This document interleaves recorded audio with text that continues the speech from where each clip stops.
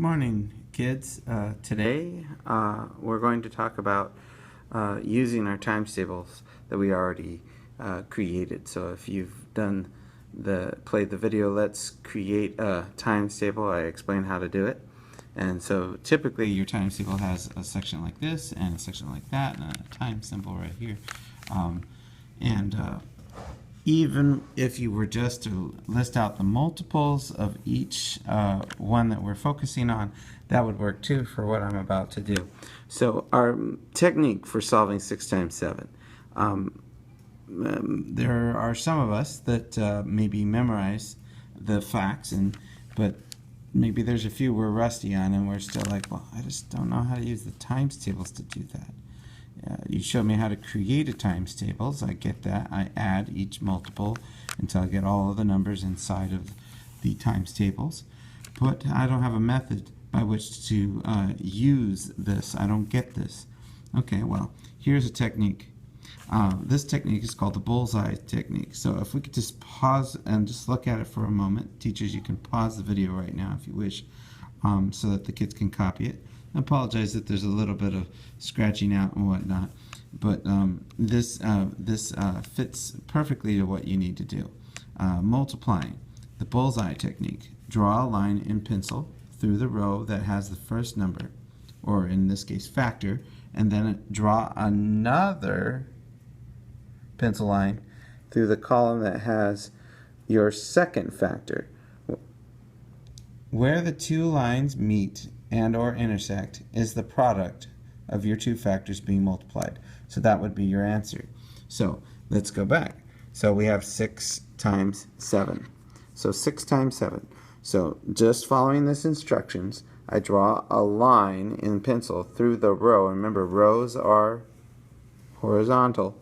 Okay, rows that has the first number and then or factor, and then draw another pencil line through the column that has your second factor.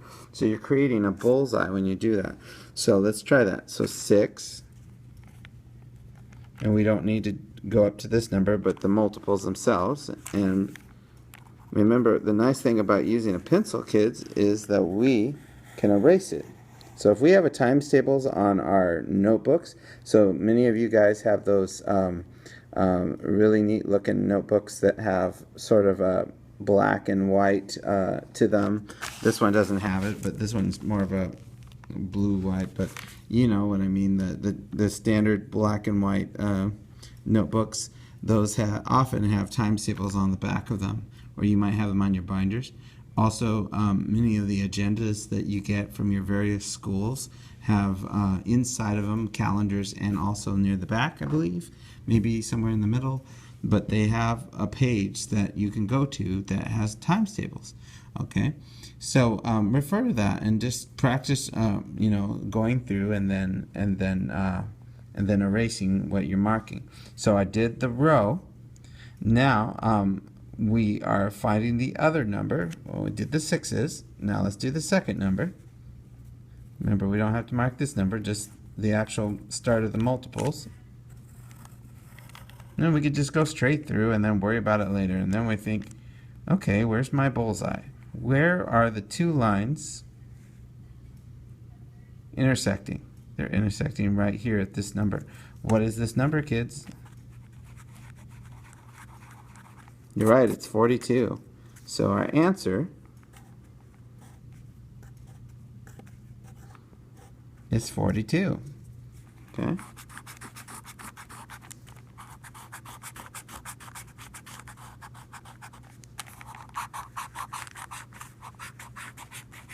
And then we erase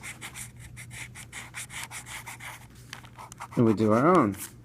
So right now, you should have created a times tables by now, having watched the times tables video, or you have your own times table available.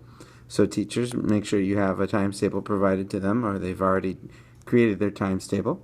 And let's do some practice. So then, let's do another one.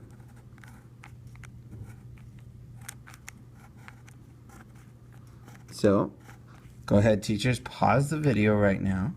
Pause the video and let them create a bullseye.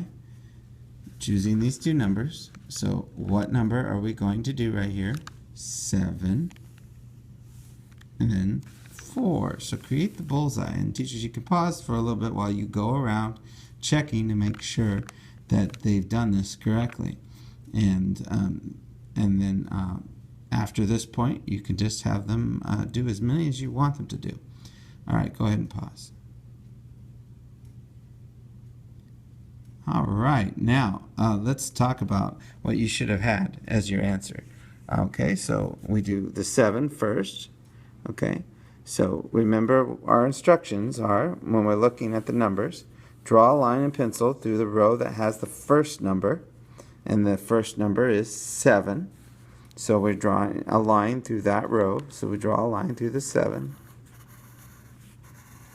And we go back to our instructions that we've written down and look for the second part. And then draw another pencil line through the column. And what is a column again, guys? What direction is a column? Is it horizontal or vertical? Yes, a column, just like a column that holds up a building, is vertical, like the columns that are in the Lincoln Memorial or the Thomas Jefferson Memorial, as I'm sure you've driven by them and seen them. Those are columns, so that goes straight up. So here we need our straight up number, so we need to find it, and we'd find them up here because here's our columns. Here's column 1, column 2, column 3, column 4. Ding ding. Okay, so then now we found column 4. We follow the instructions, and what does it say for us to do? Draw another line through the column that has, okay, so we go up and down, obviously. We're going straight down since we started at the top. Where's our bullseye, guys? You're right. It's 28. Okay, so teachers, you can just go ahead and give the kids a few more problems. You could put this on the smart board or whatnot, give a few more problems and have them do them, and then you know that they have this mastered. Okay, and we can even do a quiz on it or something. Sorry, kids, but you know, it's worth it. Then you'll have it mastered and you'll be like, wow, this is so easy. And remember, times tables, you can create them, and you can use them during a test. You just can't bring times tables to the test, but you can always create them. Always give yourself about 10 minutes. If you're given the whole class period to do a math test, it could be an hour and 20 minutes, hour and 30 minutes. 10 minutes doing the times tables will not hurt you. But the teacher is not going to let you use the times tables during a multiplication computation test or multiplication word problems or whatnot. So you need to take the time to do this, and it will only take you 10 minutes or so, and then after that 10 minutes doing this technique, and boom, you got it. Okay, is there any other way we could do this? Oh, sure, but here's one way we could do it. So like 6 times 7, I could do it very simply. I could just go, well, make a mark. Remember, we're erasing these. So that's my first multiple. Now I'm going to 7. So then I go 2. Or just count with my fingers. Or write a number in there.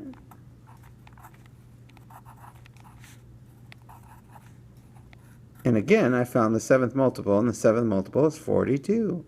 Okay? So these multiples are products. They're answers to multiplication problems. And so now we found the answer. It was the 7th multiple. And so the 7th multiple of 6. So that is the other way, or another way of which to do it.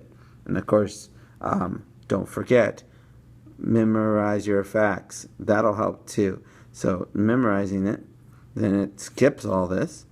You save 10 minutes. Remember, the 10 minutes is not too bad, but still, you're saving time, and that's the whole reason why multiplication was invented in the first place. It's to save time. So save time by memorizing as well. So I think as soon as you get used to doing times tables for a while, and then start memorizing using the Schoolhouse Rock videos on YouTube, Schoolhouse Rock, multiplication, Google it, you find it, and they're great. Okay, And just refer back to some of our other videos as well, and we can help you as well.